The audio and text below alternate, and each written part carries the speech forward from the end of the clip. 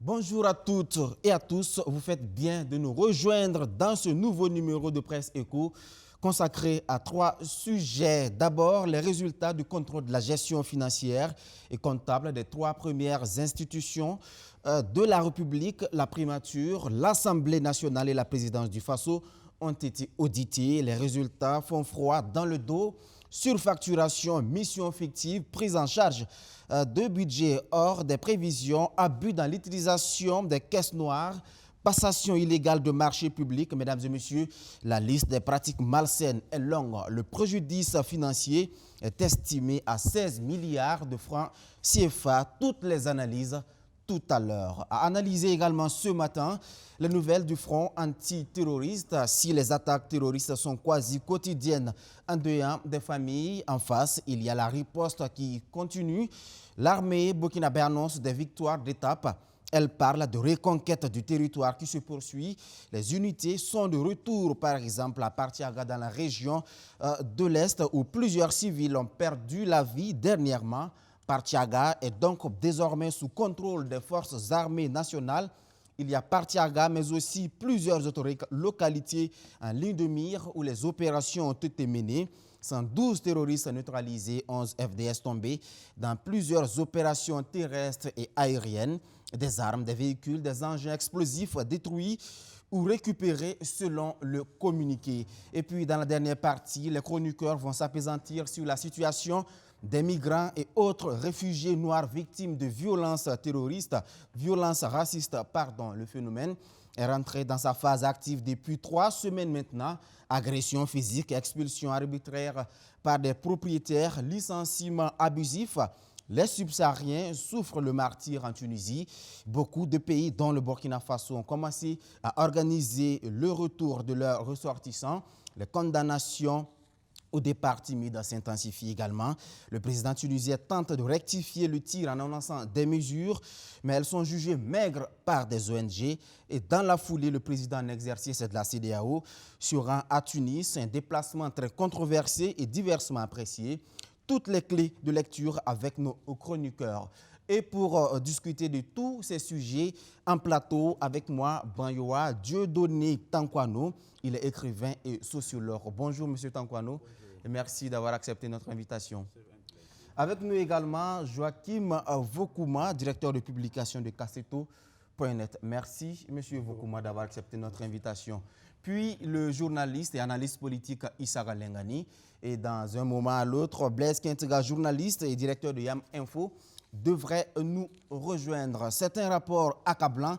Les 3 premières institutions de la République, la présidence du Faso, la primature et l'Assemblée nationale, se sont rendues coupables de pratiques malsaines et illégales en matière de gestion financière et comptable. Ces irrégularités concernent 16 milliards de francs CFA. C'est l'autorité supérieure de contrôle d'État et de lutte contre la corruption qui rend public les résultats de cette opération commanditée par Paul-Henri Sandaogo d'Amiba. Alors, c'est un rapport qui fait froid dans le dos. Merci beaucoup pour la pertinence de ce thème. Il faut dire, comme vous l'avez dit, le rapport fait froid parce que ça intervient dans un contexte où le pays a plus besoin de ressources pour combattre l'ennemi qui nous accable. Ça intervient dans un contexte où le pays se bat de gauche à droite pour réunir, pour rassembler les ressources, passant par passant par une demande aux fonctionnaires de cotiser, de céder 1% de leur salaire, passant par une petite augmentation de la charge du consommateur, bien de choses. Donc, si c'est dans ce contexte qu'encore on nous révèle qu'il y a des malversations, des détournements, et ça fait froid aux yeux, comme vous l'avez dit. Mais maintenant, il faut reconnaître que c'est le quotidien des pays pauvres. En réalité, c'est peut-être ce qui accentue même notre pauvreté. Il y a une certaine immunité que ces grandes institutions, les autorités qui les dirigent se donnent. Et cette immunition, cette largesse dans la gestion touche même malheureusement les caisses. Et c'est ce qui permet à un député, voilà, à une autorité première de la primature ou de la présidence de s'arroger les droits pour faire certaines choses à tue-tête, parce qu'on sait aussi que c'est ça aussi. Voilà. Mais le problème pour moi, ce n'est pas seulement eux. Vous savez, quand on rentre dans le contenu de ce qui est dit, ça n'a pas commencé aujourd'hui. On prend par exemple le fait qu'au niveau de l'Assemblée, on a évacué un malade qui n'est ni député, qui n'a pas trop de liens, qui ne devait pas normalement en bénéficier. Il paraît que c'est clair, l'histoire a documenté certaines choses. Dans les faits passés, il y a eu aussi, même au niveau de la LONABE, certaines personnes qui ont, au temps de Théodore Zambende, qui ont bénéficié aussi des mêmes faveurs. Et donc, c'est comme si c'est une routine qui revient. Et maintenant, quand on veut aujourd'hui aller dans le concret, dans l'objectif, c'est de revoir. Il faut que l'administration prenne une nouvelle posture, c'est-à-dire une posture républicaine et très patriotique qui va imposer à chacun, malgré son grade, son autorité, réellement le patriotisme et l'amour du pays. Et je termine sur ce point en disant que ce sont des malversations qu'il faut poursuivre. Il faut poursuivre. Je félicite de passage la LCE pour cet engagement. Il ne faudra pas que ça se ressemble à une chasse aux sorcières. Il faudra que ça soit réellement pour la République et que ça continue et que la justice fasse son travail afin qu'on puisse situer ses responsabilités et sanctionner qui de droit. Parce que notre pays, ça ne n'augure pas. Nous, la jeunesse, ça ne donne pas un bon exemple. Ça nous apprend aussi à voler, désormais. Merci. Lengani, comment tout cela est possible dans une république avec des règles édictées, on va dire? Vous avez froid dans le dos, moi, ça me laisse froid. Ça me laisse de marbre parce que je dirais que ça, ce n'est que la partie visible de l'iceberg. 16 milliards, ce n'est rien pour ce qu'on sait que ces gens ont fait depuis 2014. Tout le monde sait, avec la légalisation des marchés de gré à gré, par entente directe, etc. On a vu des marchés qui ont été pratiquement doublés sans que rien, sans qu'on cherche pourquoi. On a vu des marchés qui étaient conclus sous l'ancien régime, le régime qui a précédé, et qui après ont vu leurs chiffres augmenter, etc.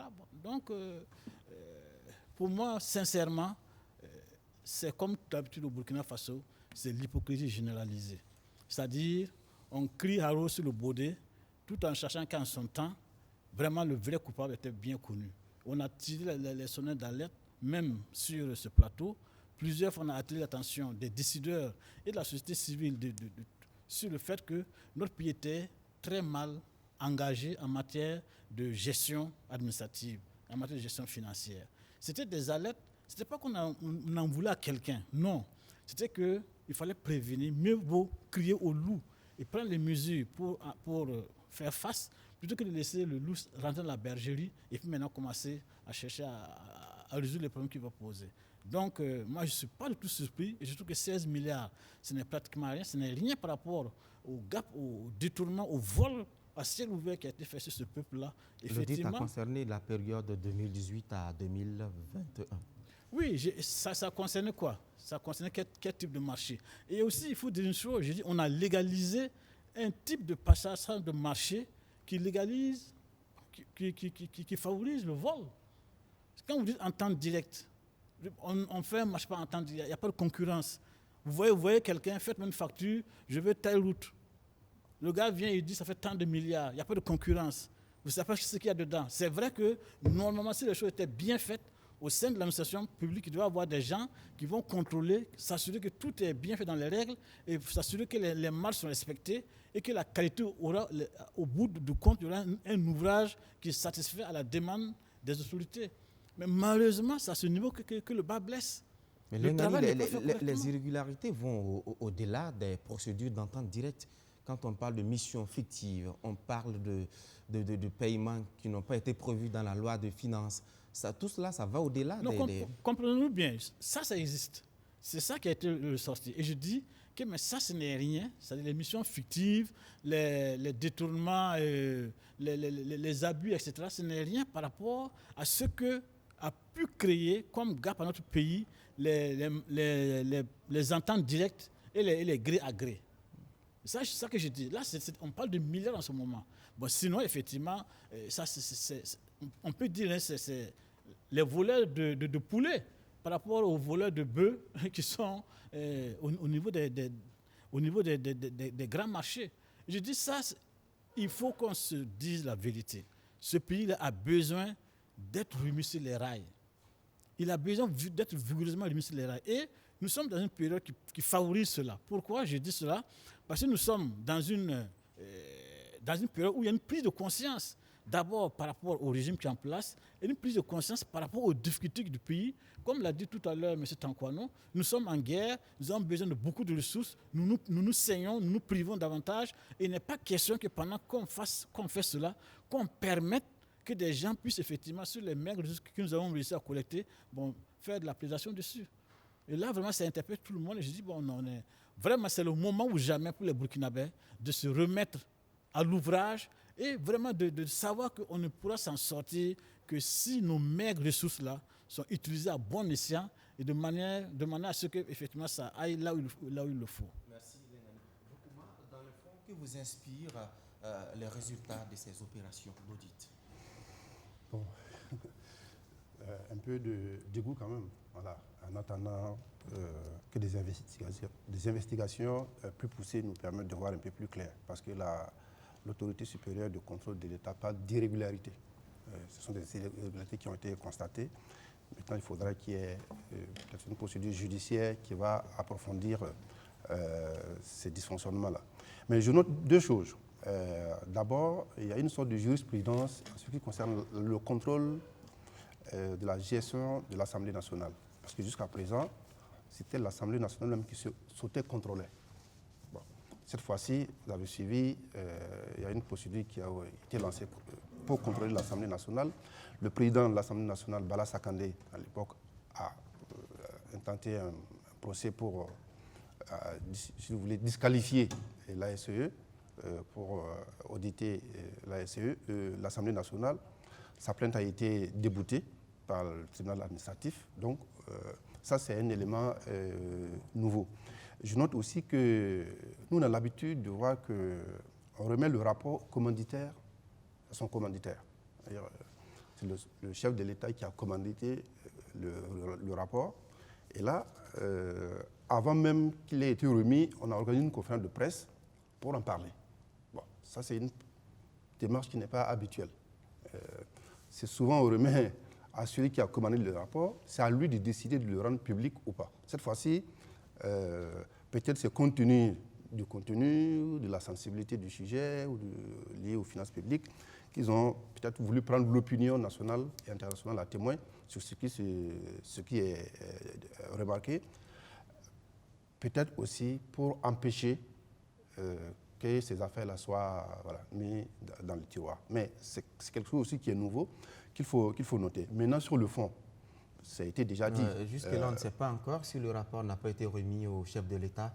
Si ça a été remis, bon, en tout cas, ça n'a pas été rendu public. Voilà. Alors que d'habitude, les rapports des institutions, que ce soit le Conseil supérieur de la communication, la Commission nationale des libertés, la Cour des comptes, en tout cas, c'est rendu public quand on remet le rapport au chef de l'État. Peut-être que sous Paul-Henri Sanogo Damiba, le rapport a été remis. C'est vrai qu'on n'a aucune information officielle bon, ça, en la matière. Je ne sais pas, mais en tout cas, ça n'a pas été rendu public et c'est maintenant qu'on apprend que le rapport est sorti et avant que le chef de l'État l'ait reçu, en tout cas que ça ait été rendu public, on fait une conférence de presse pour dévoiler le contenu. Voilà. Donc c'est quelque chose que je note dans la forme. Est-ce que dans la forme, tout cela peut impacter le contenu ou bien la suite à donner? Non, peut-être la suite à donner, le contenu est déjà là. Peut-être la suite à donner. Peut-être c'est ce que je disais, c'est l'hypothèse que je mets, que les auteurs du rapport se sont dit le contenu est tellement grave que, se référant au passé, où des rapports n'ont pas eu de suite, peut-être qu'ils ont préféré rendre le rapport public en prenant l'opinion à témoin pour dire voilà ce qu'on a constaté, il faut qu'il y ait une suite. S'il n'y a pas de suite, ça ne relève pas de notre faute. C'est une hypothèse que je mets qui n'est pas farfelue. Maintenant, ça a été dit, le fond, les dysfonctionnements qu'ils ont relevés, les irrégularités qu'ils ont relevées, c'est malheureusement pas nouveau dans ce pays. Maintenant, ce qui m'intéresse, c'est la suite. Qu'est-ce qu'on fait? Est-ce qu'on engage des procédures judiciaires contre le président de l'Assemblée nationale, contre le Premier ministre et contre le chef de l'État? Parce qu'on connaît les procédures qui sont prévues pour poursuivre ces personnalités-là, qui ont occupé des rangs de très haut niveau. C'est la Haute Cour de justice. C'est la Haute Cour de justice qui est qualifiée pour juger ces personnalités-là. Et quand on sait la difficulté déjà à mettre en place la Haute Cour de justice, qui a fonctionné de façon brève, lorsqu'il s'agit de juger le dernier gouvernement de Blaise Compaoré. Il y a eu quelques séances et puis on a suspendu pour harmoniser les textes. Je crois que sous le chef de l'État, Sandaogo Damiba, l'Assemblée nationale, l'Assemblée législative de transition, s'était encore organisée pour donner un contenu à la Haute Cour de justice.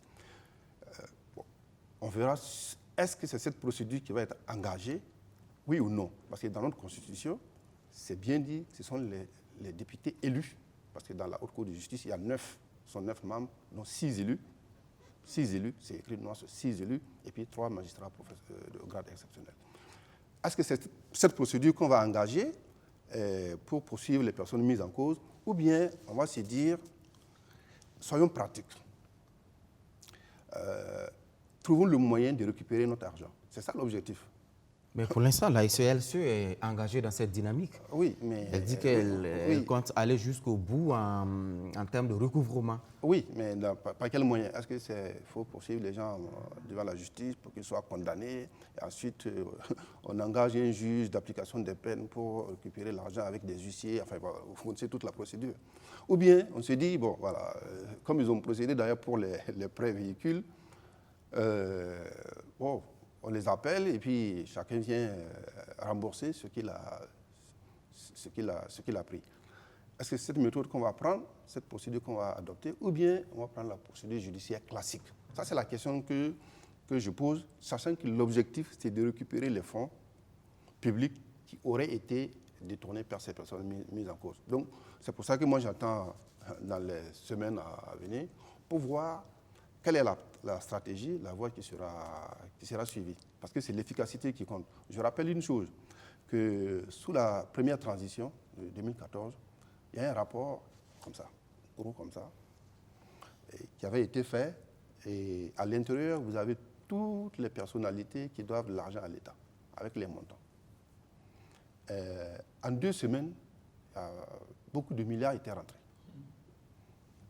En 2 semaines. Sous la transition de 2014-2015. Maintenant, la suite, il n'y a pas eu de suite en réalité. Voilà. Quand le gouvernement élu s'est installé, il n'y a pas eu de suite, donc bon, c'est resté comme ça. Qu'est-ce qu'on veut? Est-ce que c'est recouvrir l'argent ou bien c'est adopter une procédure classique avec aussi le risque que ça soit perçu par l'opinion comme un règlement de compte politique en instrumentalisant la justice? Ça, c'est une hypothèse aussi qui n'est pas exclu. Donc, tous ces éléments-là, moi j'attends de voir un peu dans les semaines à venir, pour voir un peu plus clair qu'est-ce qu'on va adopter, en se disant l'objectif principal, c'est de renflouer l'argent public qui a été comment dire, injustement ou illégalement détourné. Merci beaucoup, Blaise Kientga vient de nous rejoindre. Alors, Kientga, qui vous inspire les résultats de ces opérations d'audit? Rien du tout. J'espère rien du tout, parce qu'il n'y a rien d'étonnant, il n'y a rien de nouveau sous le soleil, comme on aime le dire. Il y a, depuis, comme vous me l'avez rappelé ici, la transition de 2015, on voyait déjà ce genre de pratiques-là. On avait déjà fait un rapport, effectivement, à cette époque-là, par rapport au crime économique. À la suite, c'est resté donc dans les oubliettes. Et aujourd'hui, ce qui se passe, c'est qu'on est effectivement dans une situation difficile où on peine donc à mobiliser des ressources pour justement contribuer à la lutte donc contre le terrorisme. Et quand on voit un peu ça, ça montre à quel point on a un dispositif aussi bien de contrôle donc des institutions qui a ses limites, et ça montre aussi à quel point la lutte contre la corruption a été toujours un sujet un peu difficile au Burkina Faso. Vous vous rappelez qu'il n'y a même pas longtemps, le président de la SERC a été menacé de mort. Donc ça montre à quel point c'est un peu délicat dans un contexte pareil où on parle de cohésion sociale, on parle de réconciliation, on parle d'etc. Et quand vous regardez, moi je le dis, hein, tous ces concepts-là qu'on crée pour dire cohésion sociale, harmonie, réconciliation, tout là, c'est pour que à un certain moment on passe la main sur un certain nombre donc de crimes économiques et de crimes de sang que des gens ont eu donc la latitude donc de pratiquer pendant des années et des années. Malheureusement aujourd'hui, on est en train de nous regarder en face maintenant, parce qu'on a passé des années à avoir des pratiques justement qui ont consisté essentiellement à faire donc de l'État ou des institutions publiques la vache laitière qui a permis à des gens de devenir milliardaires du jour au lendemain.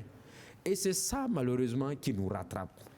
On parlait du Burkindi, le pays des hommes intègres, etc., etc. Quand on revoit aujourd'hui que nos institutions ont permis à des gens de devenir milliardaires en si peu de temps, peut-être c'est cette fameuse théorie donc, des jeunes en développement personnel qui dit de zéro à héros.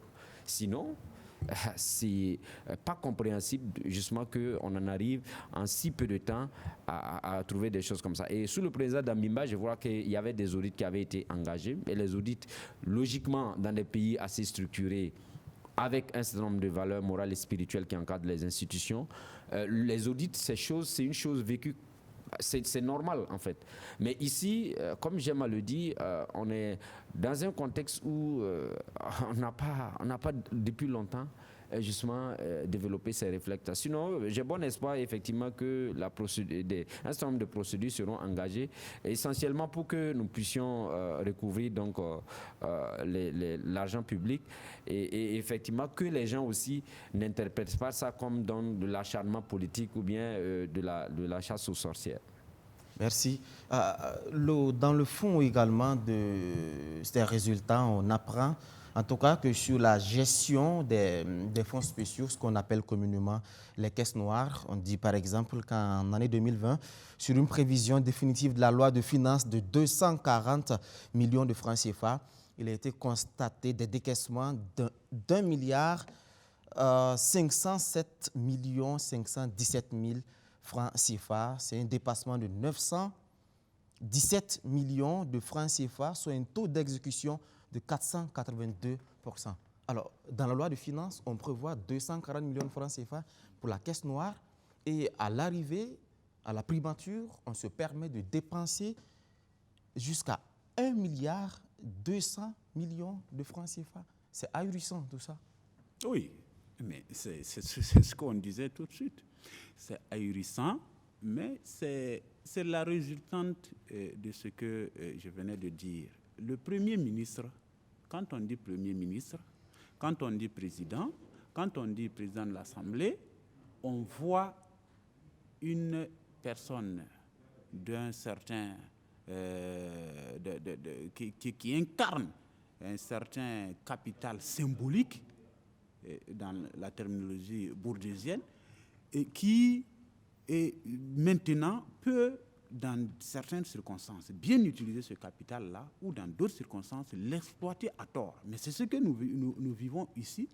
Et quand quelqu'un utilise ce capital symbolique-là pour user des ressources du pays, c'est ça qui n'est pas bien. C'est parce qu'ils sont premiers ministres, c'est parce qu'ils sont présidents de toute la République, et c'est parce que aussi c'est des têtes de l'Assemblée qu'ils ont cette latitude-là de le faire. Mais maintenant, et qu'est-ce qu'ils donnent? Qu'est-ce qu'ils donneront comme justificatif? Qu'est-ce qui lui a permis, lui, en tant qu'autorité, voilà, malgré sa position, de pouvoir puiser au-delà de ce qui lui est permis. C'est ça qu'il faut creuser. Mais moi, j'ai espoir que quand même, et quand ils vont aussi donner leur point de vue, certaines explications peut-être pourront nous convaincre, mais en réalité, s'il y a un minimum à puiser, on ne doit pas excéder ce minimum-là. À défaut, ça devient une malversation poursuivable par la loi. Et c'est ça, je dis, il faut que elle se continue, ce bras de fer-là, que la structure continue, qu'elle intensifie les recherches, que ça ne se limite même pas à cette structure-là. Parce qu'en réalité, c'est ce que les gens ont une certaine immunité. On croit que, comme on est Premier ministre, on a assez de besoins, on a assez de prérogatives, on a assez de mains tendues, on est aussi libre parce qu'on est une grande personne, on peut enlever l'argent du public et faire ce qu'on veut, mais c'est ce qu'il faut corriger, ce n'est pas le cas. Regardez, si nous allons prendre le cas selon le rapport de Transparency International, le Danemark fait partie des pays les moins corrompus. Et pourquoi? Et quand vous regardez, leur force se base, d'où est-ce qu'ils puisent leur force? C'est aussi ça. Le modèle burkinabé doit aussi s'inspirer de ces modèles-là qui ont quand même un bon regard, qui ont des acquis en matière de lutte contre la corruption. Et d'abord, ce sont des institutions fortes, les institutions fortes animées par des hommes aussi très très forts. Ce sont des institutions qui tournent autour de toutes ces structures-là. Je fais allusion à la société civile qui a un regard un peu poussé sur la gestion. Mais aujourd'hui, quand vous partez comme élément, un simple membre d'une organisation de la société civile, vous voulez avoir l'œil sur certaines gestions, même d'une certaine petite direction, vous n'avez pas accès à certaines informations. Même la LCSE, elle en sait de quoi je parle. Tout n'est pas accessible. Donc, pour dire que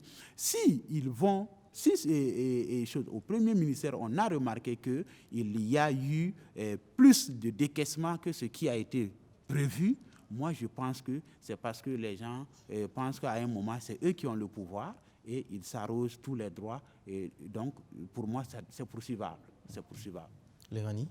Oui, moi, je crois que aujourd'hui, on peut effectivement facilement accuser le président, l'ancien président de l'Assemblée nationale, les anciens premiers ministres. Moi, je crois qu'il y a eu 2 ou 3 sur la question. On peut facilement les accuser, comme les Burkinabés aiment ça. Mais en réalité, nous sommes tous comptables, nous sommes tous responsables. À commencer par ceux-là même qui crient le plus, parce qu'ils n'ont pas fait leur travail tout simplement. Ce n'est pas plus que ça. Vous prenez l'Assemblée nationale, on explore le budget de l'Assemblée nationale qui passe de 4 à 16 milliards, je pense, ou à 18 milliards. Bon. Et on voit tous les présidents de l'Assemblée nationale qui ont suivi, on les a tous vus comme des grands argentiers. Ça a distribué l'argent comme des petits pains. Et tous ceux qui voulaient de l'argent dans ce pays-là allaient à l'Assemblée nationale. Ah bon? Ah oui. OSC, chef coutumier, tous. Partis politiques. Mais c'est parce que vous ne regardiez pas bien. Vous ne regardiez pas dans la bonne direction. Tout le monde allait là-bas pour chercher l'argent. C'était comme ça. Et vous voyez le Premier ministre assis, il voit son camarade en griffe de l'autre côté, qui a les milliards, lui n'en a pas. Mais il augmente sa caisse lui-même. Et celui qui doit contrôler, qui est l'Assemblée, il ne peut rien dire, puis celui il fait pire. Et la société civile qui regarde, les chefs coutumiers, la société civile, les OSC, tout le monde qui va puiser à ces caisses-là, est-ce que tu peux te plaindre encore? Ça fait que les rares personnes qui peuvent parler de ça sur les plateaux, mais vous parlez, mais ça rentre, ça sort par là. Personne ne vous écoute. On a dénoncé les faits plusieurs fois. Mais qu'est-ce que vous voulez que par un président de l'Assemblée nationale qui, dès qu'il arrive au bureau, voilà les demandes de partenariat qui sont posées. C'est des militants, c'est des personnes ressources, c'est des hautes personnalités de la société civile, etc. Vous faites comment? Moi, il faut que chacun sache qu'il est responsable de ce qui est arrivé. C'est vrai qu'il y a des noms qu'on met derrière ces milliards-là, mais nous sommes d'une manière ou d'une autre, tous responsables de ce qui est arrivé. Ici, ça doit changer au niveau de tout le monde. C'est tout le monde qui doit prendre conscience que l'argent public a une destination bien précise et ça doit aller dans cette direction-là. Au lieu que, pour un rien, pour un baptême, on dirait que c'est le président de l'Assemblée nationale ou le Premier ministre qui dit aux gens d'accoucher. Quand le gars a un baptême seulement, directement on va voir le ministre, on va voir le chef de l'État, on va voir. C'est comme ça la réalité dans ce pays-là. Il faut le reconnaître. C'est vrai que la vie est très dure. Les responsabilités sont donc partagées. Sont très partagées. Ça doit être une remise en cause totale de l'ensemble de la société. C'est là où je ne suis pas d'accord avec Kierkegaard, justement, sur la question de la réconciliation et de la cohésion sociale. Toutes ces questions doivent être réglées dans ce domaine-là. Que l'on se dise une fois pour toutes que on en a fait suffisamment comme ça pour détruire ce pays-là. Maintenant, il faut qu'on change le fusil d'épaule. Voilà désormais comment on va marcher. Celui qui marche en dehors de ça, voilà ce qui va lui arriver. Il faut qu'on arrive à ça.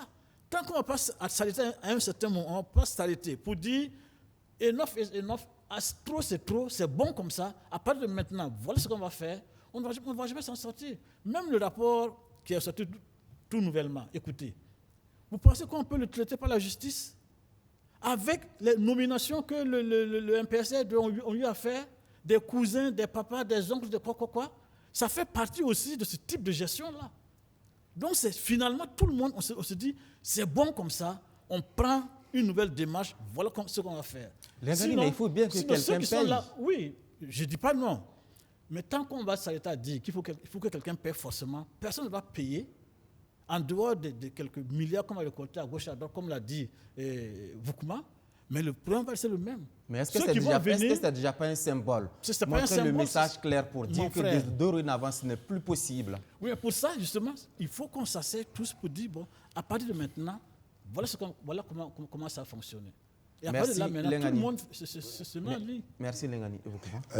Juste sur les fonds secrets. Moi, je préfère dire fonds secrets au lieu de caisse noire, parce qu'il faut qu'on fasse attention, nous, noirs, nègres, là, qu'on fasse attention au vocabulaire, parce que quand on dit jeudi noir, journée noire, c'est toujours collé à une couleur qui est mauvaise. Donc, moi, je préfère dire fonds secrets, parce que aussi, symboliquement, ça veut dire ce que ça veut dire.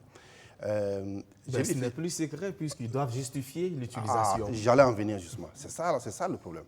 C'est ça le problème. Moi, quand j'ai vu ça, je me suis posé la question, peut-être que ça m'a échappé. Parce que les fonds souverains sont mis à la disposition de personnalités qui occupent des hautes fonctions parce qu'on sait qu'il y a des choses qu'ils doivent faire pour assurer la sécurité de l'État et l'existence de l'État et la sécurité de la population. Et qu'il y a des choses qu'ils vont faire qui ne doivent pas laisser de traces, qui ne peuvent pas laisser de traces. C'est ça les fonds secrets. Ça existe dans tous les pays. Donc quand j'entends qu'on demande des explications sur l'utilisation des fonds secrets, s'il y a des dépassements, effectivement, il y a eu un progrès. Il y a eu un progrès parce qu'avant, on ne savait pas combien s'élevait le montant des fonds secrets. Maintenant, dans la loi de finances, c'est prévu. C'est prévu. Maintenant, si on demande au Premier ministre, au président du FASO et au président de l'Assemblée nationale de justifier cet argent-là, ça veut dire que ce ne sont plus des fonds souverains. Il faudrait laisser des traces. Et moi, ça m'inquiète dans le contexte actuel où on a besoin d'informations stratégiques pour lutter contre le terrorisme. Vous imaginez, j'ai des informations, je vais donner ces informations-là et pour m'encourager, on me donne 100 francs, on me dit, bon, tu signes une décharge. Mais vous, je finis. Ce n'est pas un Premier ministre qui gère les questions de renseignement. Il y a des corps spécifiés à cela. Il y a déjà des fonds au niveau de l'ANR pour cela. Il y a déjà des fonds au niveau de l'État-major général des armées pour cela. Quand au Premier ministre, on décide d'aller au-delà de 240 millions de francs CFA pour se retrouver à 1,2 milliard c'est un dépassement de près de 500%. Oui, quand il y a un dépassement, je suis d'accord, c'est condamnable. Mais cher ami, les structures que tu as citées là, effectivement, c'est vrai. Mais c'est plus complexe que ça, l'État.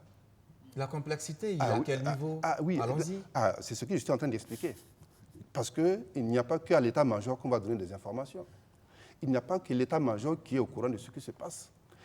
Il y a différentes structures où il y a des informations stratégiques et où il faut agir sans forcément passer par cette procédure normale-là. Et à ce moment-là, s'il faut justifier tous ces fonds qu'on va sortir pour régler un problème urgent, Si vous êtes chef de l'État, on vient vous dire, ah, M. Traoré, demain, il y a des informations à tel endroit, et voilà ce qui se prépare, et tout, voilà.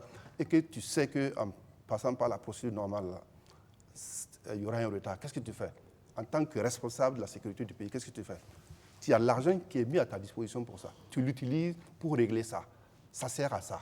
Évidemment, s'il y a des abus, il faut les dénoncer. Mais est-ce que ça, c'est le rôle du Premier ministre? Mais bien sûr, c'est son rôle, cher ami. Ça fait partie de son rôle. Ça fait partie du rôle du président de l'Assemblée nationale. Ça fait partie du rôle du chef de l'État. Ces fonds secrets. S'ils on met des fonds secrets à leur disposition, ce n'est pas venu du ciel comme ça. C'est l'expérience qui a amené à la mise en place de ces fonds secrets-là. Donc, ça sert à quelque chose de très stratégique, de très important. Et moi, aujourd'hui, nous sommes peut-être le seul pays où on va demander de justifier des fonds secrets. Bon, moi, je me rappelle, il n'y a pas quelques années, quand Lionel Jospin était Premier ministre, à la fin, il n'a plus le reste, il allait le déposer au Trésor. C'est le seul Premier ministre, comme ça, voilà, au nom de son éthique protestante, il n'a plus le reste, il allait le déposer. Mais on ne lui demande pas de compte. Tu peux partir avec. Ne demande pas de compte.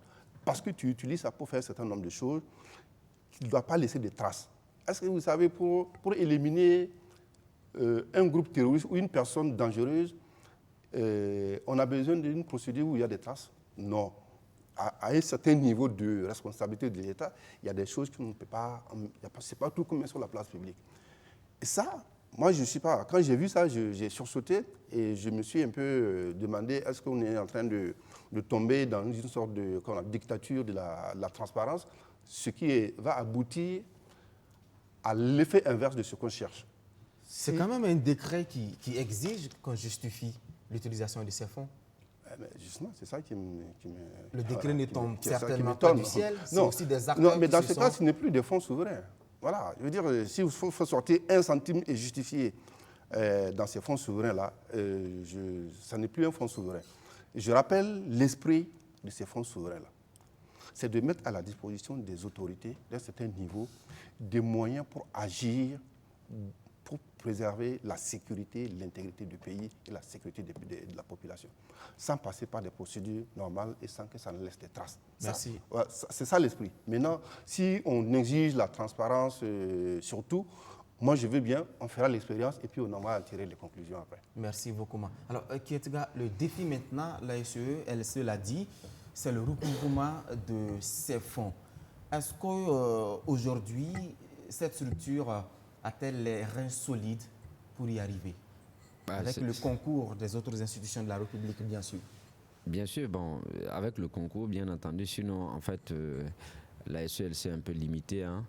Maintenant, c'est vrai que pour ce qui est des fonds souverains, effectivement, il y a effectivement en fait des marges de manœuvre pour permettre justement aux autorités. Mais de façon globale, moi, comme je l'ai dit, en fait, au Burkina Faso, nous sommes 22 millions d'habitants.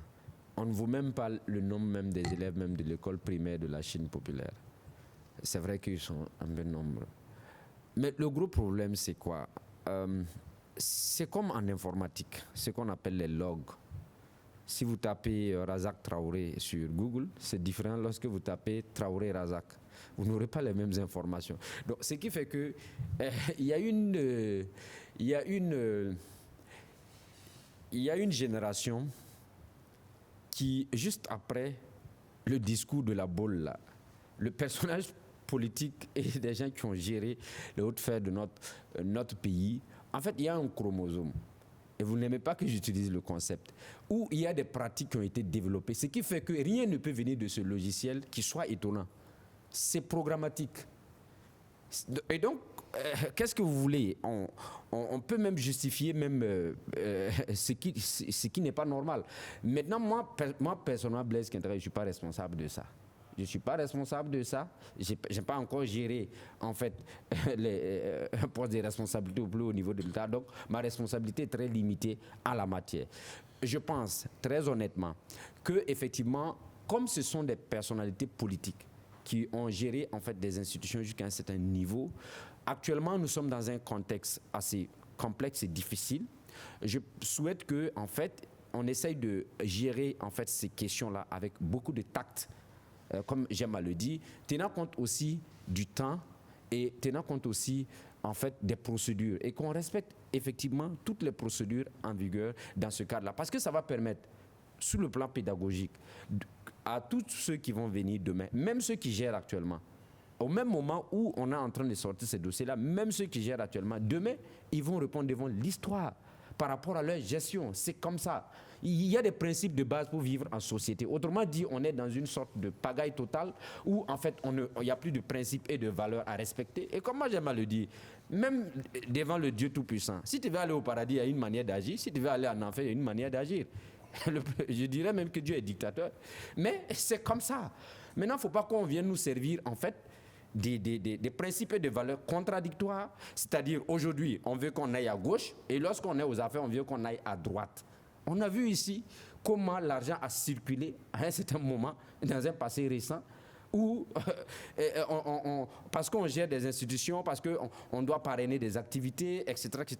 Si c'est au niveau des fonds souverains, on peut comprendre ces genres de trucs-là. Mais des budgets qui sont élaborés avec, en fait, un mécanisme de fonctionnement assez précis. Mais l'argent public, là, ce n'est pas l'argent qu'on a sorti de soi-même. Celui qui veut entreprendre, il démissionne souvent à des postes de responsabilité, et puis il ne veut pas faire l'élevage ou l'agriculture. C'est aussi simple que ça. Sinon, lorsqu'on gère les institutions de la République, à un certain niveau, il y a des normes et des principes qu'il faut respecter. Donc, moi, je pense que l'ASE-RC, effectivement, de concert avec les autres mécanismes qui sont en place, peut effectivement arriver à poursuivre. Maintenant, comme j'aime à le dire, on connaît le chromosome de nos acteurs. Il faut tenir compte de ça et agir avec tact. Vous voyez, si on l'a menacé là, ce n'est pas pour rien. Mais après les menaces là, qu'est-ce que les gens vont faire? Les gens j'ai dit quelque chose ici la fois dernière, les gens n'ont pas compris. Mais il y a des gens même qui, moi personnellement, m'ont dit, mais écoute, on ne peut pas continuer à s'acharner sur nous comme ça. C'est vrai qu'on n'a pas fait des choses bien, mais on doit comprendre dans le cadre de la cohésion sociale. Mais moi, je ne fais pas de la cohésion sociale avec un voleur. Je ne fais pas de la cohésion sociale avec quelqu'un qui ne veut pas que nous-mêmes on vive en paix. Moi, je ne peux pas faire ça. Maintenant, je dis, il y a des principes et des valeurs qu'il faut respecter. On a une génération aujourd'hui qui nous regarde. Moi, je dis, quand un homme politique jusqu'à un certain niveau, quand tu retournes dans ton village, dans ton quartier, et puis il n'y a pas un enfant de 15 ans qui dit, moi, je veux avoir cet homme politique-là pour modèle, il y a un problème. Merci. Et comme je l'ai dit, si on veut un nivellement d'une nouvelle société, il faut qu'on s'accorde sur les principes de base du fonctionnement de la société. Mon frère a parlé ici du Danemark. Effectivement, au Danemark, il y a même pas au-delà même du Danemark, quand vous prenez presque tous les pays scandinaves, mais c'est carrément logique. Vous avez un président de l'Assemblée nationale qui n'a même pas un véhicule de 15 millions. Ici, vous avez un député qui veut rouler dans un véhicule de 70 millions. Et qui a un niveau de vue, c'est même pas imaginable. C'est comme si, lorsqu'on occupe les responsabilités politiques, on doit changer carrément de niveau de vie. Et comme moi j'aime le dire, ici, quand on nomme quelqu'un, il prend une semaine pour fêter. Et il sort à la télé le lendemain et dit non, c'est une lourde responsabilité, j'attends, je demande de l'accompagnement, etc., etc. C'est carrément contradictoire. Donc, il faudrait aussi que, sous le plan pédagogique, ça enseigne à nos acteurs politiques, y compris ceux qui gèrent actuellement et ceux qui vont venir demain, qu'il faudrait que nous travaillions à utiliser l'argent public pour, en fait, servir l'État et non prendre les institutions de la République, justement, donc, comme une vache laitière qu'il faut sucer en longueur de journée. Merci beaucoup. Lutte contre le terrorisme, nouveau bilan de l'état-major général des armées burkinabé. 112 terroristes neutralisés, des armes et autres engins détruits ou récupérés. Plusieurs opérations d'envergure ont été lancées simultanément dans le cadre de la reconquête du territoire national voulu par le président de la transition, indique le communiqué de l'état-major des armées. Au cours de la progression de nos unités, 11 de nos combattants ont perdu la vie sur le champ d'honneur. 4 autres ont été blessés, ont été pris en charge par les structures de santé. Les opérations se poursuivent dans le nord et l'est du pays, peut-on donc lire dans ce communiqué. Et la bonne nouvelle, c'est que les opérations ont permis le retour des forces de l'ordre dans la commune de Partiaga, entre-temps délaissée et dénoncée par les populations. Oui, c'est vraiment... D'abord, je traduis toute ma reconnaissance aux premières autorités qui se battent tous les jours pour qu'ensemble le pays retrouve la sécurité. Aujourd'hui, si nous allons peut-être parler de la guerre qui a été annoncée par le président du Faso, si particulièrement je dois répondre à la question, à savoir si elle a encore commencé ou bien elle est en cours de commencement, je suis un peu perplexe. Parce que si je dis que la guerre a commencé, je ne prends pas en compte certaines réalités. J'oubliais, ou bien je risque d'oublier, rien que hier, Tougouri, je risque d'oublier Mangodara, je risque d'oublier encore les 6 autres communes de la région, de la province de la Tapua, qui jusqu'à aujourd'hui n'ont pas de présence de l'État. Je risque d'oublier toutes ces zones-là qui sont sur le champ même, pendant que je vous parle, qui sont menacées. Donc, si je dis aussi que la guerre n'a pas commencé, c'est aussi une manière de minimiser les actions de l'État. C'est de ne pas reconnaître que du travail se fait sur le terrain. Que des FDS et des civils chaque jour. Et des civils meurent chaque jour au front. Et donc, vous savez, je dirais tout simplement que la guerre a commencé à des endroits, mais à des endroits, on attend encore le sauveur. On attend encore le bon samaritain, on attend encore des actions et des décisions fortes qui vont tomber pour sécuriser ces zones-là.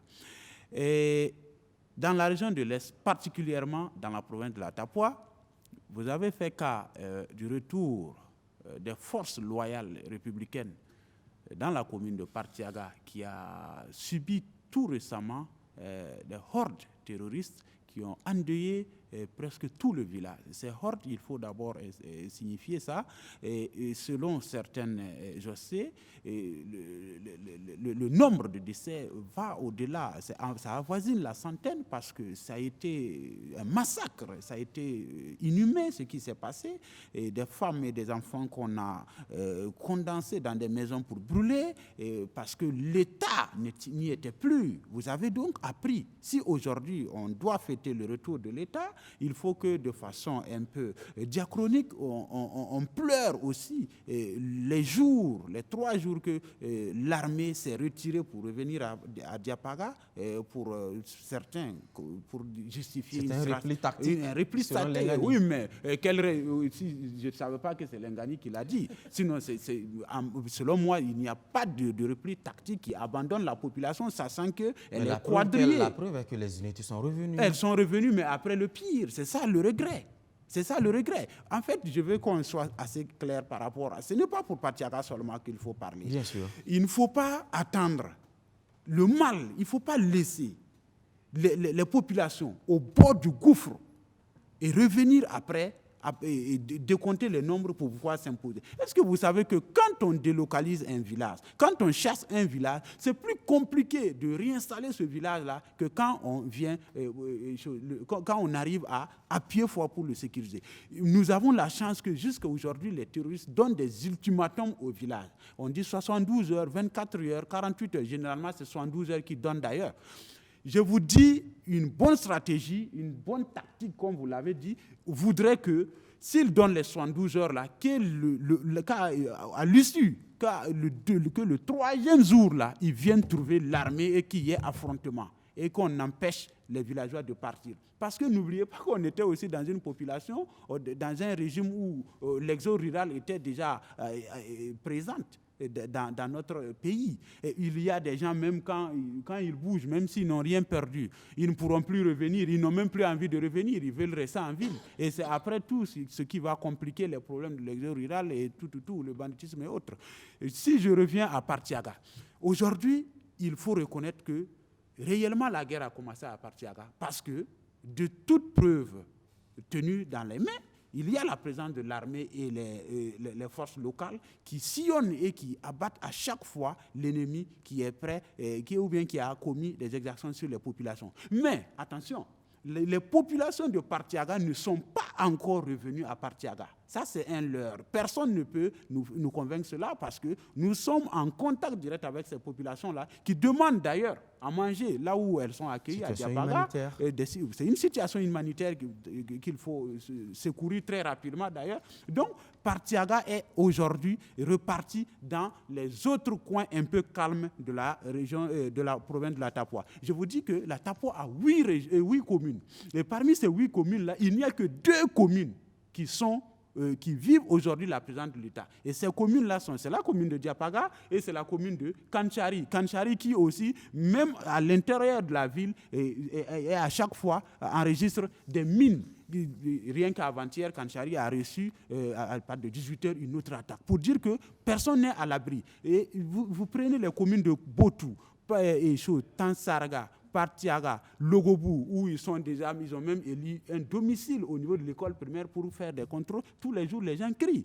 Mais l'erreur, c'est quoi ici? Les gens attendent que le pire arrive avant qu'on déploie les missions. Pour moi, le commencement de la guerre devait se matérialiser par une couverture générale de cette province-là qui compte 8 communes, qui n'a que 2 communes un peu paisibles, de toute cette région où on ne peut pas aller de gauche à droite, de tout ce pays-là où mais on il faut ne peut bien pas commencer quelque part. Oui, il faut bien, je suis d'avis. Tout commence par un escafé, comme on le dit. Il faut bien commencer à quelque part et espérer y arriver. Mais maintenant, est-ce qu'on peut peut-être, parce qu'on a vu une section de l'armée venir à Partiaga après avoir abandonné les populations il n'y a pas que Partiaga. Oui. Il y a par exemple des chantiers même qui vont reprendre des chantiers abandonnés pour insécurité. Je prends l'exemple de la route Fada-Matiakwali qui a été repris selon le ministère des infrastructures. Oui. La route Fada-Bogandé également, dont les travaux ont été repris également.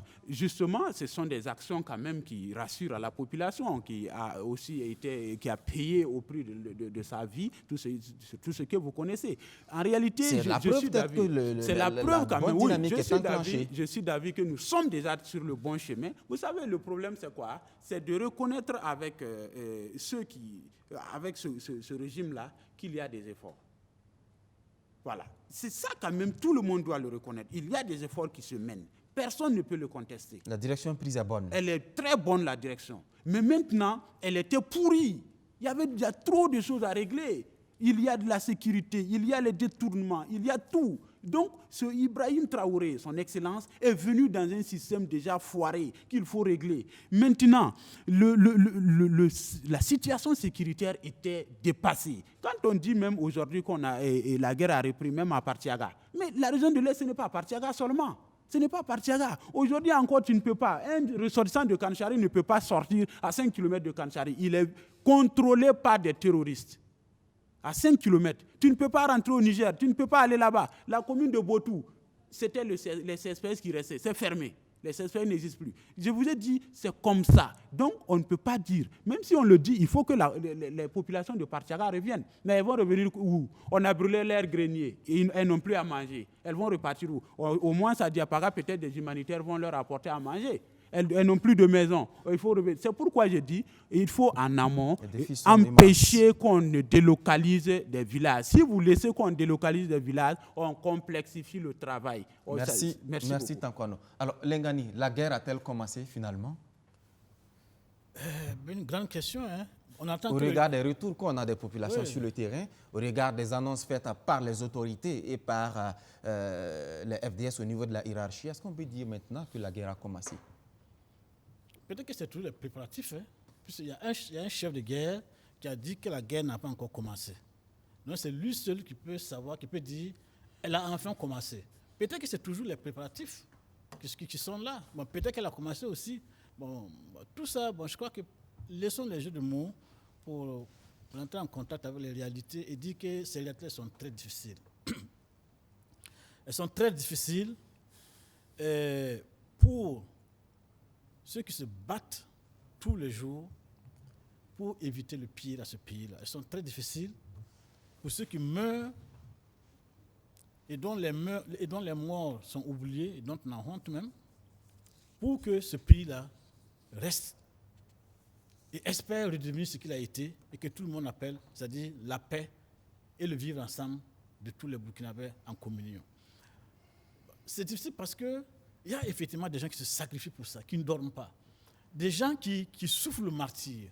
Bon, il y a aussi les populations qui subissent aussi les réalités des terroristes qui sont là et qui ne les donnent aucun répit. Pas de répit, pourquoi? Parce que les populations sont doublement victimes. Victimes parce que les terroristes les terrorisent, les empêchent de vaquer à leurs occupations, les empêchent de vivre décemment, les empêchent de commercer, etc., de vivre comme il se doit. Les touristes aussi, les touristes, parce qu'il y a du recrutement qui est fait par la force au niveau des jeunes qui sont dans les villages. Ça aussi, c'est un drame pour ces populations-là, et c'est une réalité. Et il y a aussi, mais maintenant, toute la galaxie de nous autres qui sommes à Ouagadougou, qui analysons sur les plateaux, qui sont devant nos claviers, devant nos écrans de télévision, et qui sont pour IB ou contre IB, qui sont pour Damiba ou contre Damiba, qui sont pour Blaise ou contre Zida, etc. Bon, il y a ce deuxième monde-là. Je pense que le véritable danger, c'est aussi ce monde-là. Pas autant, mais en tout cas, il faut faire très attention à ce monde-là aussi. Mais est-ce qu'il n'est pas temps de laisser tomber toutes ces analyses partisanes, toutes ces questions de clanisme? C'est ça le problème. Qu'est-ce que le pays gagne finalement? Qu'est-ce qu'on gagne dans ça? On a essayé des voies jusqu'à présent. Et moi je dis, moi je ne jette la pierre à aucun des chefs d'État qui a passé sous même roc. Il est vrai qu'au début, nous avons tous critiqué qu'il a mal identifié le problème en accusant des gens. Mais par la suite, le régime du MPP s'est repris. Il a fait ce qu'il pouvait. Il a fait ce qu'il pouvait. Il y a des matériels qui ont été commandés sous ce régime-là. Beaucoup de milliards ont été jetés. Les Burkinabés ont été mis ensemble, je pense, sans une personne là, pour définir la stratégie de lutte contre le terrorisme. Jusqu'à peu de compte, on ne nous a jamais dit que ça a été annulé. Donc il y a du travail que chacun pas non plus adopté. Chacun a fait ce qu'il pouvait faire. Et ça, on doit comprendre cela comme une continuité. Bon, mais dire que ceux qui ont précédé n'ont rien fait, c'est à cause d'eux qu'on est dans cette situation. C'est ça qui crée le véritable problème. Ce que vous préconisez, c'est d'arrêter d'accuser. Il faut arrêter d'accuser pour se mettre ensemble. Et effectivement, quand les populations, il faut aussi comprendre les populations. Comme l'a dit mon prédécesseur, quand les gens crient, ils appellent au secours et ils ne sentent pas la présence de l'État, c'est normal que ces populations se sentent comme délaissées, comme abandonnées. Mais en même temps, je dis aussi, et ça c'est le rôle de l'État et de l'armée, d'expliquer pourquoi est-ce que nous ne pouvons pas être là à l'instant T. Ça s'explique. Merci, les amis. Moi, je préfère qu'on fasse ça. Aller expliquer aux gens pourquoi on ne peut pas être là à l'instant T, que de venir ensuite nous dire l'avion sans bruit a fait ceci, et il y a eu telle frappe par ici. Ça ne veut absolument rien dire. Moi, qu'on tue 115, 112, 117 terroristes, ce n'est pas mon problème. Moi, c'est les Burkinabés qui sont morts du fait du tourisme. C'est ça qui est mon problème. C'est sur ces statistiques-là qu'il faut travailler, à les minimiser et à surtout faire comprendre aux populations que les forces de l'ordre sont là pour elles. Et personne, quand on se retire, ce n'est pas une fuite, mais c'est une manière de se préparer pour mieux revenir. Il ne sert à rien qu'on reste et qu'on nous massacre nous tous. Et personne ne va venir, que certains se retirent pour revenir. Mais ça s'explique aux gens. Ça, je dis, il faut expliquer aux gens, aux populations, elles sont quand même matures et prendre des mesures. On ne peut pas laisser les gens... si on ne peut pas vous sécuriser, mais quand vous êtes à partir, quelquefois les populations nous demandent à ce qu'on les encadre pour quitter les régions dangereuses. Ça, c'est même pas fait. Merci beaucoup. C'est ça aussi un problème. Merci beaucoup, Lengani. Kentga, est-ce que la guerre a finalement commencé? C'est assez compliqué. À quel niveau? On verra bien. Je ne suis pas dans la hiérarchie militaire. Maintenant, en fait, oui. Moi, je dirais que elle est en train de commencer. Voilà. Elle est en train de commencer parce que ce qu'il faut savoir, d'abord pour ce qui est de la région de l'Est, j'ai eu la chance de faire un certain nombre de travaux là-dessus et avec malheureusement des études financées souvent de l'extérieur, nos États n'ont pas anticipé sur le plan anthropologique parce que peut-être les doyens Lengani savent, la région de l'Est était une région assez spécifique. Vous savez, il y a eu des années où, en fait, cette région-là a été en proie à beaucoup de phénomènes d'insécurité généralisée. Et je me rappelle à l'époque, il y avait un certain Omer, je crois que c'est Omer, non? Omer qui était ministre, je trompe, de la sécurité, ils ont mené en fait des opérations en fait de sécurisation de cette région-là à l'époque, où en fait beaucoup de bandits, de gens qui étaient dans le système donc des narcotrafiquants, etc. Ça se passait dans ces zones-là.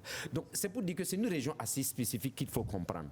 Et en même temps aussi, vous avez aussi actuellement une petite cohésion sociale qui est entravée avec la situation donc de la chefferie donc, qui est dans cette zone-là. Et vous avez aussi, depuis 2019, la situation de la région de l'Est s'est aggravée depuis 2018-2019. Et quand elle a quitté donc, la zone donc, du Sahel, du centre-nord, pour reconverger dans la région de l'Est. Et donc, je peux dire aujourd'hui que la guerre a débuté parce que justement, ce qu'on ne doit pas oublier, c'est que quand vous regardez le mode de recrutement de ces organisations terroristes-là, ils recrutent, comme ça a été rappelé ici, soit par la force, mais également, ils utilisent en fait même nos propres défaillances locales. Et à ce niveau-là, qu'est-ce qui se passe? D'abord, il faut du renseignement. La question du renseignement, et comme je l'ai dit, lorsque vous devez mener des opérations, et vous ne devez pas faire des erreurs, commettre des exactions qui vont exacerber le recrutement de l'autre camp. Donc ça suppose que vous devez faire du renseignement de façon minutieuse. Et ça, souvent, ça prend du temps.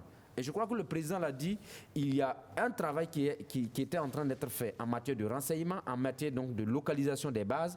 Maintenant, aussi en matière de coordination de l'ensemble des actions de toutes les forces de défense et de sécurité. Vous prenez par exemple la gendarmerie et la police, ils ont des méthodes, ils ont leur rôle dans cette lutte-là qui est carrément différent de celle de l'armée. Vous savez, le militaire, quand les militaires sortent, c'est pour aller mener des opérations, etc. Et puis, tout. Maintenant, il y a un travail qui est fait en amont. Et ce travail en amont-là, lorsque ce travail en amont n'est pas fait, à un certain moment, vous pouvez vous trouver dans une situation difficile. C'est malheureux ce qui s'est passé à Patiaga. Et je pense qu'effectivement, comme ça a été dit ici, il faudrait que dans le cadre de cette lutte-là, nous allions beaucoup plus dans l'anticipation.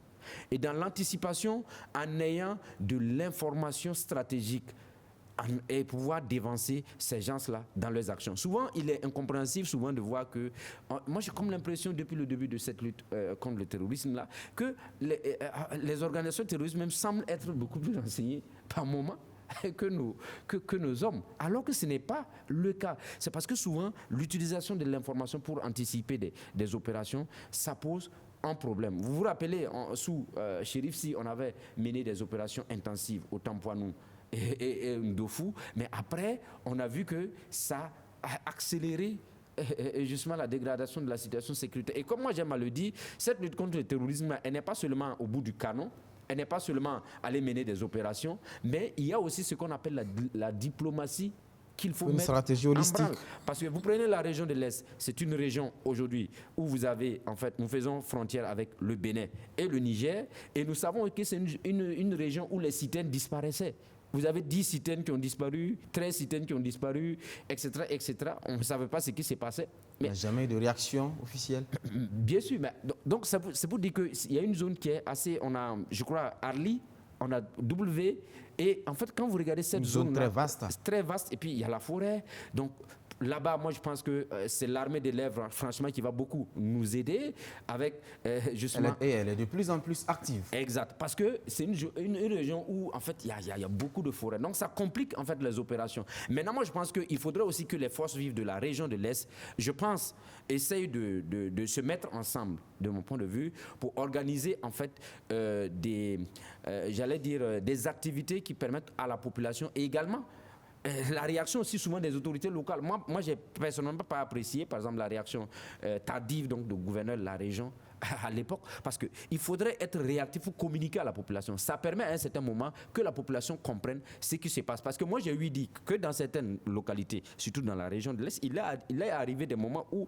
on a eu en fait à arrêter des gens qui étaient qui étaient soupçonnés justement de fournir de l'information. Et après, il y a eu en fait des manifestations pour demander en fait leur libération. Donc je me dis qu'il faut beaucoup communiquer sur ces questions-là pour en fait dissiper l'atmosphère. Et à ce niveau-là, je pense que aussi dans le domaine des médias, il faut faire des efforts. On a des radios communautaires aujourd'hui où il faut initier des émissions sur la cohésion sociale, il faut initier des émissions. Mais vous étiez tantôt contre la cohésion sociale. Non, quand je parle de la cohésion sociale, c'est pas dans le sens des politiques. Moi, je ne parle pas dans le sens des politiques. Vous vous rappelez cette histoire de cohésion sociale, ça a commencé depuis, comme vous m'avez rappelé ici, quand on a fait sortir les premiers dossiers de crimes économiques, tout le monde est sorti dit ceux qui sont d'accord aujourd'hui qu'on poursuive le MPP, c'est ceux-là qui étaient contre lorsqu'on a sorti, lorsque Yacouba Isaac Zida, à l'époque, avait fait sortir le dossier des crimes économiques d'autres gestions passées. Donc moi, je ne suis pas dans ceux qui utilisent les concepts en fonction de l'actualité. Non, non. Je dis, par exemple, quand je parle de cohésion sociale, pourquoi j'ai parlé spécifiquement de la région de l'Est? Parce que c'est une région que je connais un peu et je connais que c'est une région aujourd'hui qui a besoin que l'ensemble de ses fils soient ensemble. Moi, je parle de cette cohésion à la base. Moi, je ne parle pas de la cohésion sociale des politiciens. Merci, Keita. Rapidement pour finir, Vokuma. Oui. Alors, sur cette situation de la guerre a commencé ou pas, qu'est-ce qu'on retient? A-t-elle commencé? Je ne sais pas si elle a commencé, mais en tout cas, il y a des opérations qui sont menées sur le terrain. Et on a des échos, on a des résultats, comme on a vu le point que l'état-major a fait. Et à partir de là également, on sait qu'effectivement, il y a eu des opérations qui ont été menées, des opérations aériennes et au sol. Pas plus tard que hier également, nous, on a publié l'information ce matin à Falangoutou. Effectivement, il y a eu une opération aérienne et au sol aussi qui a permis de neutraliser une centaine de terroristes. Donc, il y a surtout ces chantiers abandonnés depuis qui sont en train de reprendre. Voilà. Bon, parce que si vous prenez la région de l'Est, vous savez, entre Diapara et Fada, il n'y a plus de route. Déjà, la route qui était caoteuse est bloquée par les terroristes. Donc, ceux qui sont les plus kamikazes passent par des pistes pour rejoindre Kanchari avant de descendre sur Fada. Il parlait du centre de santé, le CSPS de Tansarara, par exemple, est fermé depuis quelques semaines. Ça, ce sont effectivement des éléments qui sont factuels, qui sont vérifiables sur le terrain. Maintenant, la complexité, tout ce qui a été dit montre toujours la complexité de cette guerre. Et la complexité réside surtout dans le fait aussi que, malheureusement, il y a encore des Burkinabés qui trouvent dans le terrorisme un moyen de gagner de l'argent et qui n'hésitent pas une seule seconde à donner des renseignements stratégiques. Vous savez, l'attaque qui a eu lieu sur Déou Grossi, mais c'est des renseignements que les terroristes ont reçus. Parce que l'attaque a été très précise. Et ça, bon, qu'est-ce qu'on peut dire aux Burkinabés qui s'adonnent à de telles activités? Mais ce diagnostic, il est connu. Par moment, on est même allé jusqu'à soupçonner des complicités au sein même de nos combattants sur le terrain. Sûr, mais la question maintenant, qu'est-ce qu'on fait? Voilà, ça c'est la grande question, parce que les complicités, là, il faut déjà les identifier. Vous suivez les réseaux sociaux. Nous sommes des journalistes, on tente de vérifier les informations comme on peut, mais vous suivez les réseaux sociaux, vous voyez des gens qui publient pratiquement à la minute près des opérations qui viennent de se terminer ou qui sont en cours. C'est assez stupéfiant. Et je me demande pourquoi, moi je suis pour la liberté d'expression, mais la liberté de presse, ça se fait dans un cadre professionnel encadré par la loi. Je ne peux pas accepter, je ne comprends pas du moins pourquoi des activistes donnent en temps réel des opérations qui sont en cours, comme ça, en toute impunité, parce que ce sont des informations qui sont graves et qui nuisent à l'action des forces de défense et de sécurité. Il y a ça, mais qui leur donne ces informations-là? À coup sûr, il y a la population, oui, il y a la population, y compris même des militaires qui donnent ces informations-là. Donc, vous voyez toute la complexité de cette guerre qui nous est imposée. Ça demande beaucoup de renseignements très raffinés pour ne pas abattre des innocents. Après, on va se rendre compte que ils n'ont pas participé à grand-chose. De toute façon, bon, les bavures, ça, il faut l'admettre dès le départ. Mais je pense qu'aujourd'hui, il y a pas mal de VDP qui ont été formés, tous ne sont pas encore formés, tous ne sont pas suffisamment dotés d'armes et de munitions qu'il faut. Et je pense que quand tous ces gens-là seront suffisamment formés et dotés de munitions et d'armes qu'il faut, la guerre pourra véritablement commencer. Pour moi, elle n'a pas encore commencé. Merci Vokuma. Le premier intervenant nous appelle de Bobo Dioulasso. Oumar Touré, bonjour. Bonjour, sauf que je vous entends faiblement. Vous m'entendez? On vous reçoit 5 sur 5. Allez-y. Ok. Je vais dire bravo encore une fois à Lengani qui a dépeint la situation en un mot. Il a parlé d'hypocrisie, de mauvaise foi. C'est le mot. Hein? Même s'il ne s'est limité qu'à Roch-Marc Christian Kaboré. Où étaient ces gens-là pendant ce moment? Ils étaient là. Pourquoi ils ne faisaient pas la même chose qu'aujourd'hui? Donc, je félicite encore une fois Lengani d'être cet ancien ou ce vieux logiciel objectif. Monsieur Touré, oui? Allez-y directement sur les sujets qui sont affichés. C'est ce que je suis en train de faire. Allez-y. Puisqu'il y a une objectivité qui sort de ce qu'il a dit. Et c'est là-dessus que je vais intervenir. Mais laissez-moi terminer puisqu'il y a un nouveau logiciel qui bug, c'est-à-dire pour la compréhension des auditeurs, qui est en panne et qui manque de conscience politique et qui pense qu'il s'agit d'aligner des mots pour, si vous voulez, intimider les Burkinabés. Et donc, si je parle dans le sens de Lengani, c'est qu'avec tous les pouvoirs, il est objectif.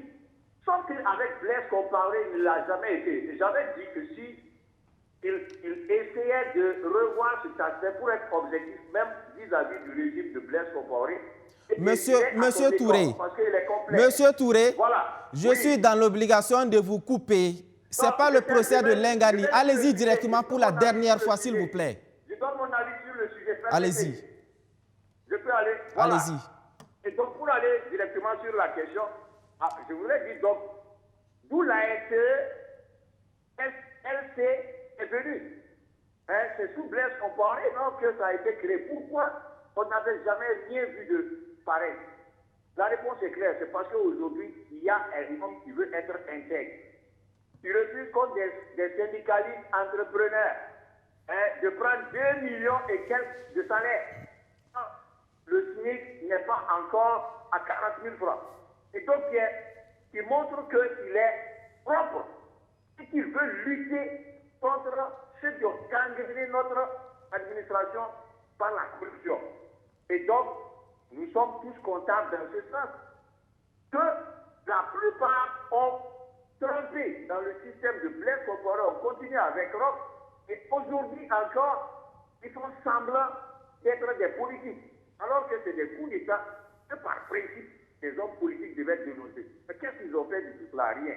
Et donc la réalité, souvenez-vous, j'ai déjà dénoncé une loi qui date de 2012-2013, sous Blaise Compaoré, qui retire la propriété de la terre à l'État pour le donner à leurs complices propriétaires terriens qui peuvent les vendre à des promoteurs immobiliers pour s'enrichir.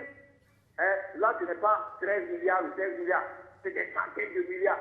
Vous voyez que ce sont des milliardaires en centaines. Comment est-ce qu'on peut savoir tout ça?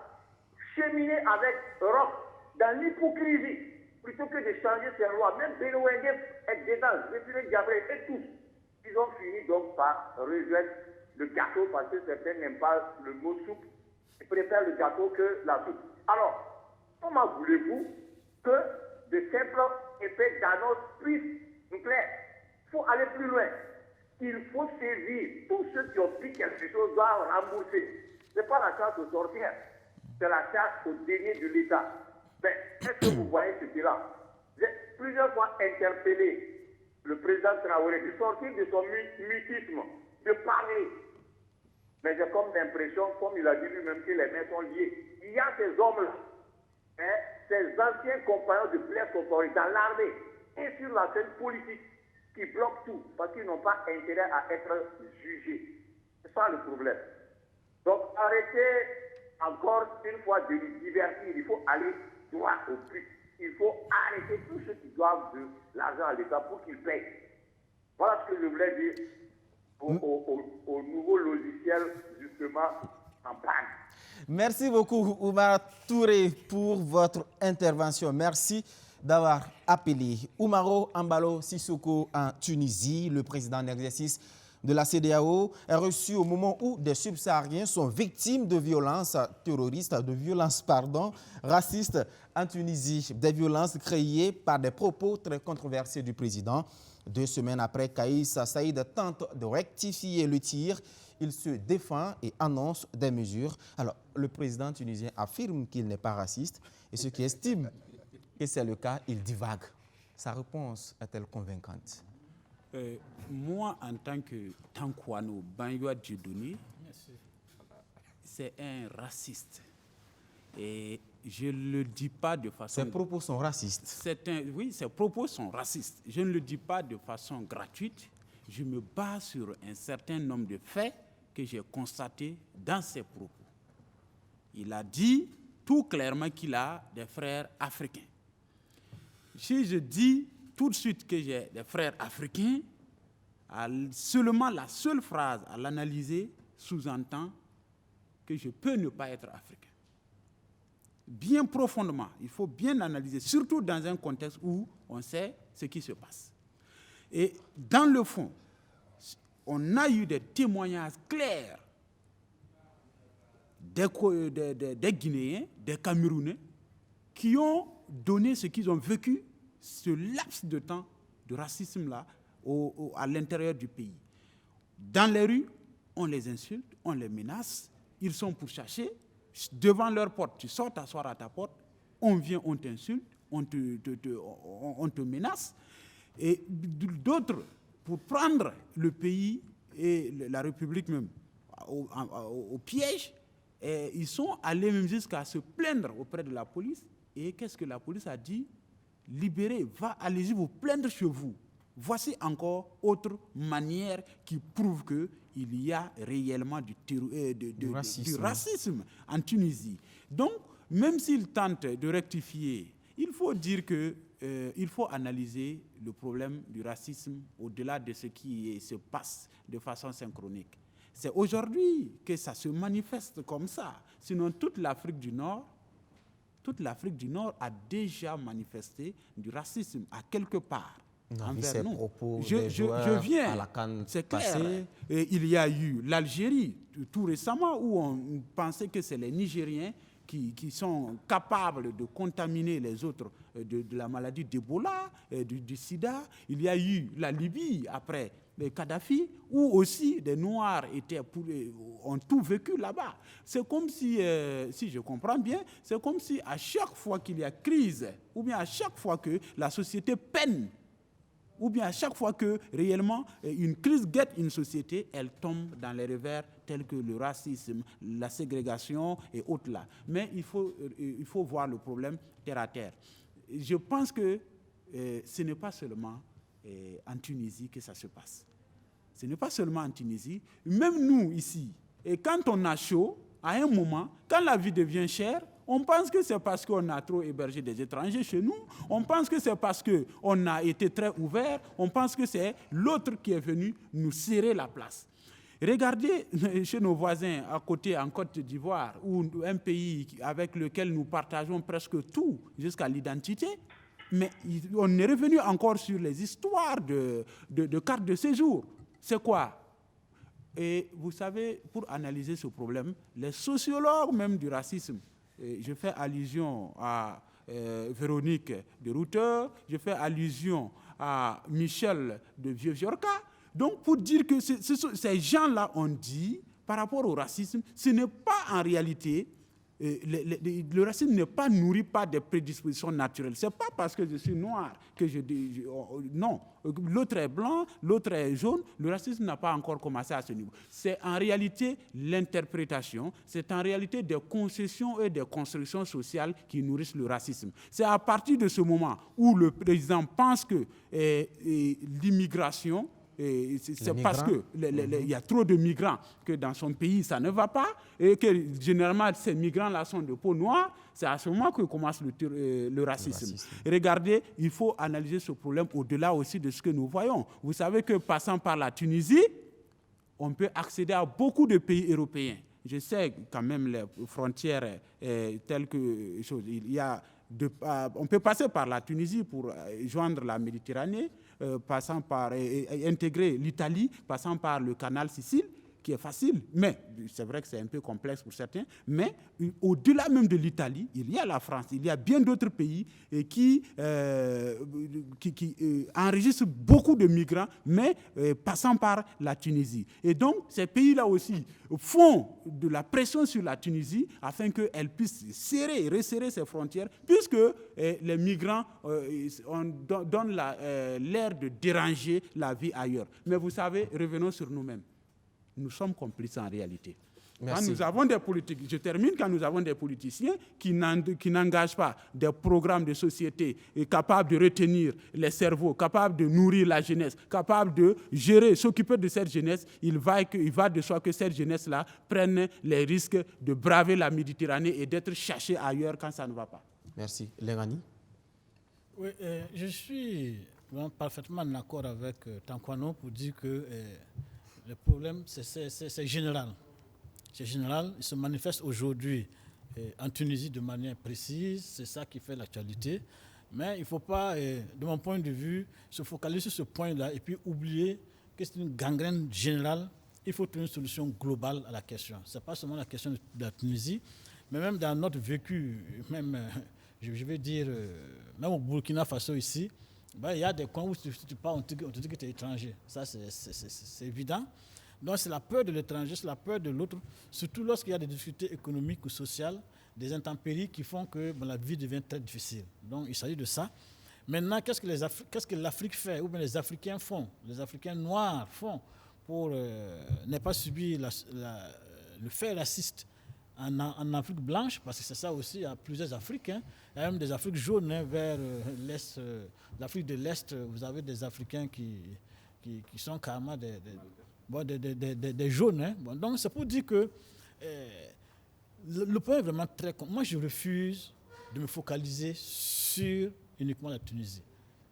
C'est une réalité, mais il faut globaliser pour trouver des solutions globales. Sinon, après la Tunisie, ça sera... Par exemple, même la Côte d'Ivoire à côté ici, pourquoi pas, si on ne fait pas attention. Parce qu'il faut aussi que nous expliquions à nos populations ce qu'il faut.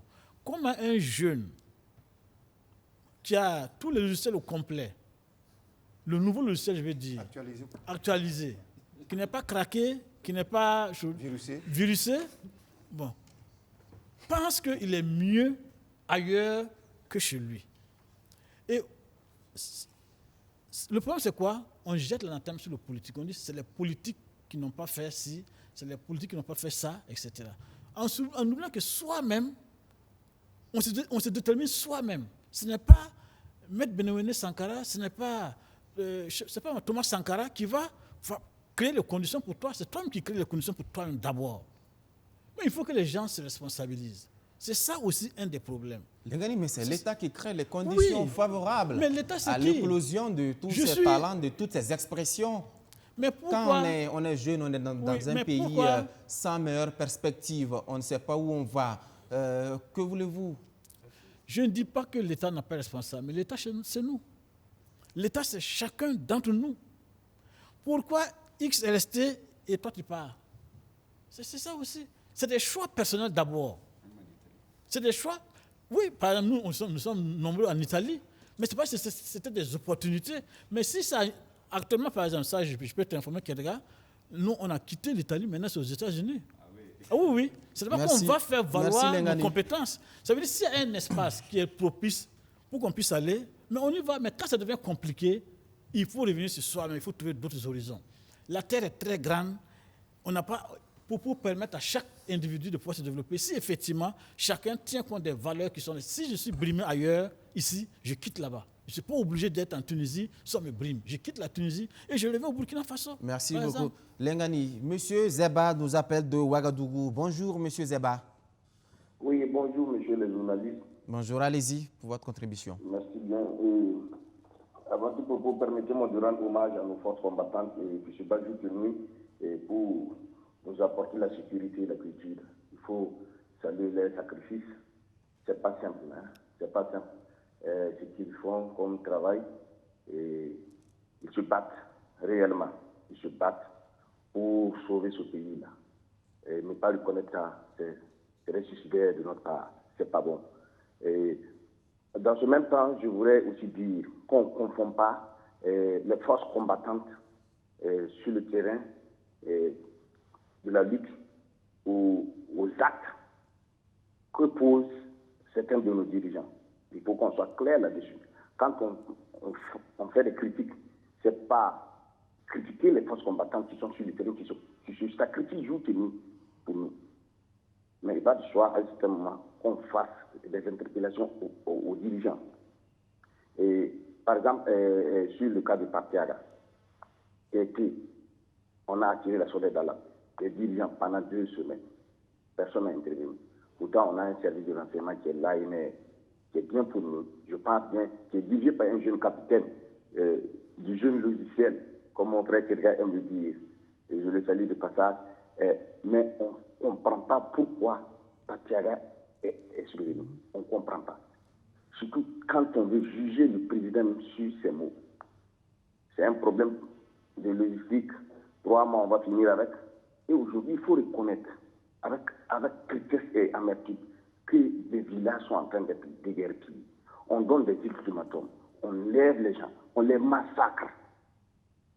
Si aujourd'hui le gouvernement, et j'en veux le gouvernement, qui est silencieux sur les massacres des forces armées nationales, c'est pas sur la...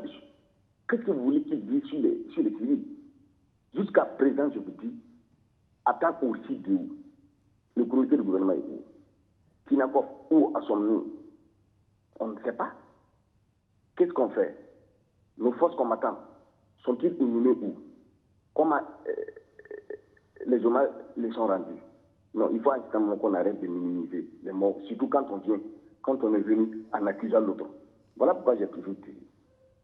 C'est trop facile d'accuser l'autre et de revenir faire les mêmes erreurs. Moi, je ne suis pas contre quelqu'un dans ce pays-là. Et je ne suis pas contre un dirigeant. Mais je veux qu'on essaie de s'asseoir, se parler de façon sincère et honnête. Quand on parle même de la transparence, peut-être que ça m'a échappé. Est-ce que vous connaissez la liste des biens du président Traoré, parce qu'il est du jeune logiciel? Vous connaissez la liste des biens, parce que la Constitution l'exige. Est-ce que vous connaissez la liste des 20 membres qu'il a nommés à l'EFT? Vous avez la liste de ça? Ça, c'est quand même, c'est de la transparence aussi qu'on cherche, non? Non, il ne s'agit pas ici de jeter la lanterne sur les autres, accuser d'autres, et soi-même ne donne pas l'assurance. Voilà pourquoi j'ai dit, il faut se mettre en cause. Nous sommes burkinabés. Certains ont fauté, et appelons toutes les compétences, asseyons-nous, trouvons des solutions pour notre pays. Parce que ça y va de notre survie. L'existence du Burkina Faso est menacée. C'est trop facile de voir ici venir dire, voilà pourquoi j'ai dit, quand on dit que ça ne va pas, c'est parce qu'on ne reconnaît pas le sacrifice des forces combattantes sur le terrain. Il faut qu'on fasse la part des choses. Mais il faut reconnaître aussi que c'est devenu comme de la guérilla. On arrête des gens, on les égorge comme on veut, on en met des camps, on contrôle. C'est pire, ça s'empire. Il faut reconnaître cela. On ne le dit pas parce que c'est de gaieté de cœur. Et que les autorités prennent les problèmes à bras de corps au lieu de nous servir des discours creux. Les discours là, on ne peut pas tenir avec. Est-ce que vous voyez? On ne peut pas tenir avec. Moi, je suis indigné d'entendre un militaire, et sur quoi un président, qui dit que les pays sont aux abois et qu'ils s'attaquent maintenant aux civils. Mais le premier rôle d'un militaire, c'est quoi? Quand un président me dit ça en tant que militaire, moi, ça me fait honte. Le premier rôle d'un militaire, c'est quoi? C'est de protéger son pays et protéger sa population. Quand ce même militaire qui est censé protéger les intérêts moraux et matériels du peuple vient dire cela, et tout en accusant ses prédécesseurs, moi je trouve qu'il y a de la malhonnêteté quelque part. Il faut que chacun se mette en cause. Merci beaucoup, M. Zeba. Merci pour votre contribution.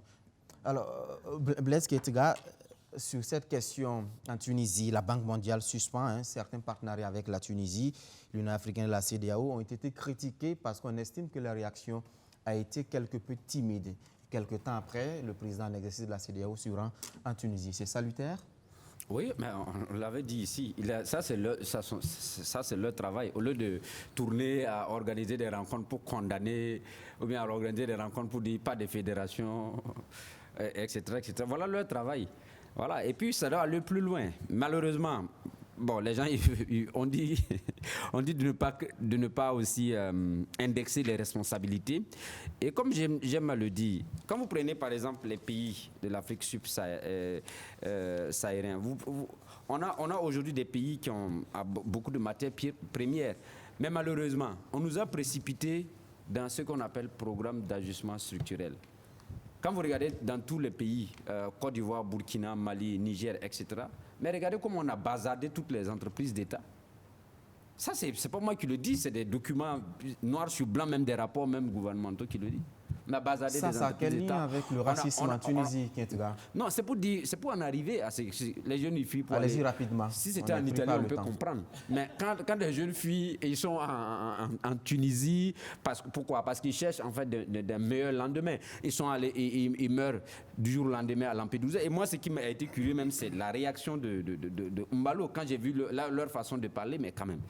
On ne peut pas comprendre. Le président tunisien, il vient aujourd'hui, non, je n'ai pas dit, on ne m'a pas compris, etc. Mais c'est en fait un phénomène global du Maghreb.